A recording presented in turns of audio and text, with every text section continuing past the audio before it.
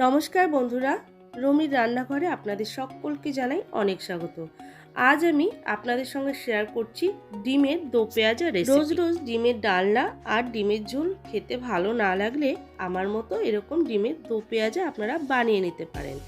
আর এই ডিমের দো পেঁয়াজা রেসিপিটি ভাত, রুটি, লুচি, পরোটা সব কিছুর সঙ্গেই খেতে দুর্দান্ত লাগে। তাহলে চলুন দেখে নেওয়া যাক আজকের ভিডিওটি স্কিপ না করে পুরোটা দেখারই অনুরোধ রইল।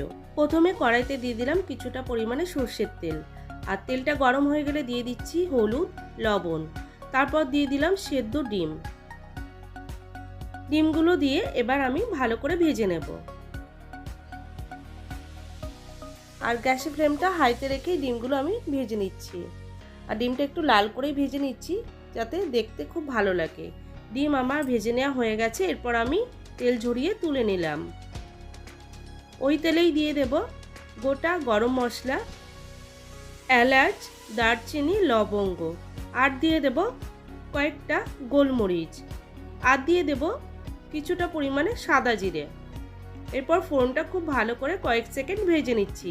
তারপর দুটো মিডিয়াম সাইজের পেঁয়াজ একদম মিহি করে কুচিয়ে নিয়েছি, সেটাই তেলের মধ্যে দিয়ে দিলাম। তারপর একটু নাড়াচাড়া করে ভাজা ভাজা করে নেব।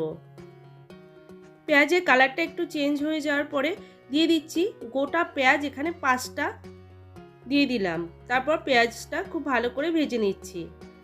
প্রিয় দর্শক বন্ধুরা, ভিডিওটি স্কিপ না করে পুরোটা দেখারই অনুরোধ রইল। আর রেসিপিটি যদি ভালো লেগে থাকে তাহলে অবশ্যই একটি লাইক দিয়ে উৎসাহিত করবেন। এরপর পেঁয়াজগুলো একটু ভালো করে ভেজে দিচ্ছি। তারপর এখানে দিয়ে দিচ্ছি আদা আর রসুন থেতো করে নিয়েছিলাম, সেটাই দিয়ে দিলাম। আপনারা চাইলে এটা পেস্টও দিয়ে দিতে পারেন।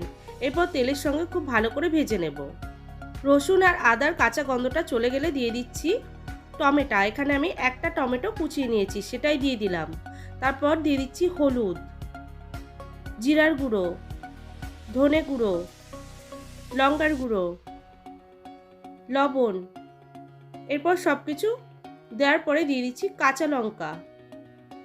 যেহেতু আমি এখানে একটু লঙ্কার গুঁড়ো দিয়েছি, তার জন্য আমি এখানে কাঁচা লঙ্কা একটু ভেঙেই দিয়ে দিলাম। তারপর মশলাটা খুব ভালো করে কষিয়ে নিচ্ছি। আর মশলা যত কষানো হবে রান্নার টেস্ট কিন্তু ততই ভালো হবে।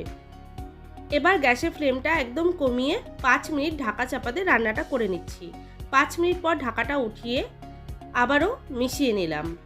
দেখুন পেঁয়াজ কিন্তু অনেকটাই সেদ্ধ হয়ে গেছে আর মশলা থেকে তেলও ছেড়ে গেছে। মশলা খুব ভালো করে কষিয়ে নিচ্ছি। আর এইভাবে একবার ডিমের এই রেসিপিটি বাড়িতে তৈরি করে দেখবেন, খুব ভালো হয় খেতে। এরপর দিয়ে দিচ্ছি টক দই। এখানে আমি 3 চামচ টক দই নিয়েছি, তার মধ্যে সামান্য একটু চিনি দিয়ে টক দইটা ভালো করে ফেটিয়ে নিয়েছি। তারপর মিশিয়ে নিচ্ছি মশলার সঙ্গে। আবারও কিছুক্ষণ আমি মশলাটা কষিয়ে নেব। বন্ধুরা, ডিমের এই দো পেঁয়াজা রেসিপিতে পেঁয়াজের পরিমাণটা একটু বেশি দিলেই খুব ভালো লাগে। আপনারা ডিম রেখে কিন্তু এই পেঁয়াজগুলোই শুধু শুধু খেয়ে নিতে পারবেন, এতটাই টেস্ট হয়। মশলা ভালো করে কষানো হয়ে গেছে আর ভাজা ডিমটাও আমি দিয়ে দিলাম। ডিমটা দিয়ে আরও কিছুক্ষণ কষিয়ে নিতে হবে। 2-3 মিনিট কষিয়ে নিলাম। দেখুন তেলটা কিন্তু ওপরে ভেসে উঠেছে। এবার আমি 1 গ্লাস জল দিয়ে দিচ্ছি, বেশি পরিমাণে জল দেব না।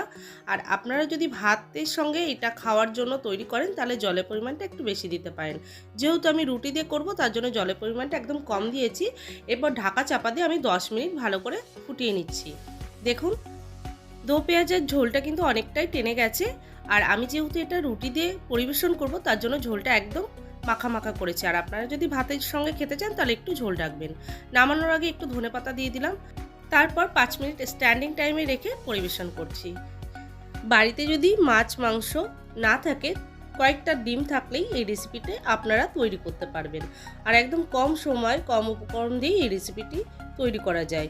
আর এই রেসিপিটি ভাত, রুটি, লুচি, পরোটা সব কিছুর সঙ্গে খেতে খুব ভালো লাগে। আর আমার আজকের এই রেসিপিটি যদি আপনাদের ভালো লেগে থাকে তাহলে প্লিজ কমেন্টের মাধ্যমে জানাবেন। আর ফেসবুক থেকে দেখে থাকলে পেজটি ফলো করে নেওয়ার অনুরোধ রইল। আর ইউটিউব থেকে দেখে থাকলে চ্যানেলটি সাবস্ক্রাইব করে দেবেন। আর পাশে থাকা বেল আইকনটা অবশ্যই প্রেস করবেন, তাহলে আমি যখনই কোনো ভিডিও আপলোড করব নোটিফিকেশন আপনাদের কাছে পৌঁছে যাবে। সবাই ভালো থাকবেন, সুস্থ থাকবেন। ধন্যবাদ।